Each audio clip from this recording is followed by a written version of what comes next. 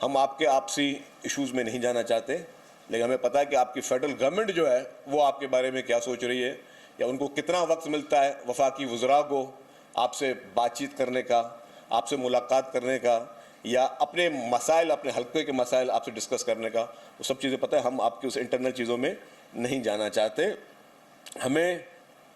हम समझते हैं कि इन तरह की गुफ्तगू से परहेज़ करना चाहिए, हमें हम आंगी की तरफ लेके जाना चाहिए। हमें धमकियाँ मिल रही आपकी उंगलियां तोड़ देंगे भाई। अब मुझे ये बताएं कि आप कोई तस्वीर करता है कि पीपल्स पार्टी को आप ये बोलेंगे कि हम आपकी उंगलियां तोड़ देंगे क्योंकि आपने सैलाब मुतासरीन की बात की, और पीपल्स पार्टी डर जाएगी, खामोश हो जाएगी, डर जाएगी, हम छुप जाएंगे। पीपल्स पार्टी जिसने बड़े से बड़े डिक्टेटरों का दिल खोल के, हिम्मत के साथ, फांसियों को चूम के, कोड़े खा के मुकाबला किया, वो आपकी इन गीदड़ भपकियों से हम डर जाएंगे कि आप हमारी उंगलियां तोड़ देंगे और हम चुप करके बैठ जाएंगे।